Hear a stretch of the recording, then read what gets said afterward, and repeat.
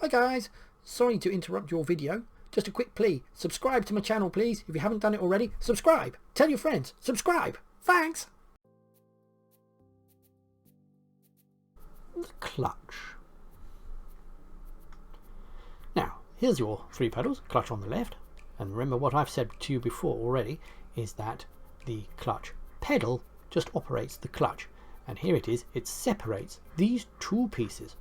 One piece connected to the engine and one piece connected to the gearbox. Remember, if that is rotating and you are in a gear, separate from neutral of course, then this is rotating. They are connected. Okay, now the clutch pedal is a percentage pedal. Okay, now I know a lot of people are worried about percentages, but you don't need to worry about it too much. Right, let's have a look at this. You can have anything. If you push the clutch pedal down, so the pedal goes all the way down, then you have a 0% bite. And then when you take your foot off the clutch altogether, you have a 100% bite. You only get a bite when the two clutch plates join. And when they're actually touching, that is a bite. If you've got fresh air in the middle, that is no bite at all. So here we have the pedal is all the way down, we have a 0% bite. You can start to bring it up a little bit, it's still a 0% bite. Bring it up more, still 0. But here they touch. If they are lightly touching, you have a 1% bite. If you bring it up a bit more, then you might have a 5 or a 10% bite. And when you take your foot fully off the clutch, then you have a 100% bite. I hope that's nice and clear for you. So, how does this all work then? Here we have a diagram. Remember, the bite is the percentage of a difference. I've got two diagrams here, as you can see. Remember, this document is on my website, so you can read it to your heart's content. This is a simplified version, but I will discuss it anyway. You have an engine, and it's idling at 800 RPM. Jeeves is keeping the engine running at 800 RPM for us, and you come along and, well, let's say the car's stationary, right? So the car is stationary, so the wheel is 0 miles per hour, therefore the clutch connected to the engine is at 0 miles an hour because we're stationary in first gear. You come along and you start to bring your clutch up and you get a 10% bite.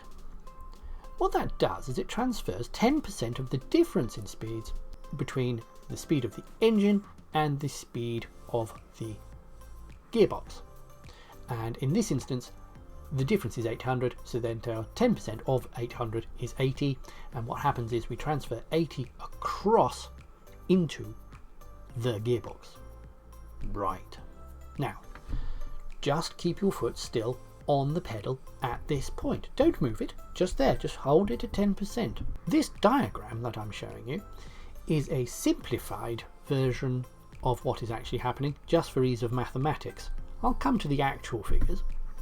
We have taken 10%, which in theory means we have taken 80 from the engine, which means the revs would drop down to 720 because we've taken 80. But good old Jeeves, he just squirts an extra bit harder and he puts the fuel back in to bring the engine back up to 800 for us. So we perceptibly don't see any difference. The engine just stays at 800. If I just take 80 RPM and I transfer it across into the gearbox, we already know from what I was saying earlier that if this rotates at 800 RPM, we are doing 5 miles an hour. So therefore, if it's doing a tenth of 800, we are doing a tenth of 5 miles an hour. Do you see? So 80 RPM equals half a mile an hour. Now, if I transferred another 80 across, it would be doing 160. So therefore, we would gain another half a mile an hour. And another 80 across, we gain another half mile an hour, and another 80, and another, and so on. And as this clutch increases in speed, the speed of the wheel increases. This is the actual figures, because of course we're talking about a 10% difference. And what happens is you've got the speed of the engine, the speed of the clutch on the gearbox, and you touch them, you get 10%. 10%, 10%, 10%, 10%, 10%, 10%, 10%. Of course, until they get to the same speed. And when they're at the same speed, 10% of nothing is still nothing, so therefore the gearbox does not get faster than the engine. Because those two speeds are the same, you can now take your foot off the clutch. So you have to go 10% bite, 10%, 10%, 10%, 10%, 10%, foot off the clutch. Oh, because 100% of the difference, which is still 0, is still 0. So therefore, the fact that your foot is now off the clutch doesn't make any difference. But what's crucially happening here is that the speed of the gearbox has now got up to the speed of the engine. That's the minimum speed of the engine. So now if we were to accelerate the engine, it would bring the gearbox up with it. And if we slowed the car down, it would bring the engine down. Now, providing we never let the engine get below 800 RPM, we don't have to disconnect the two. But if we want to slow the car down below 800 RPM, then we must disconnect and keep braking the car, but we need the engine running at 800. If we didn't do that and we brought the car down and this engine gets below 600 RPM, then it stalls. We don't want that. Issues. Off the clutch too soon. Now this all comes down to weight. Right, now, a car is very heavy.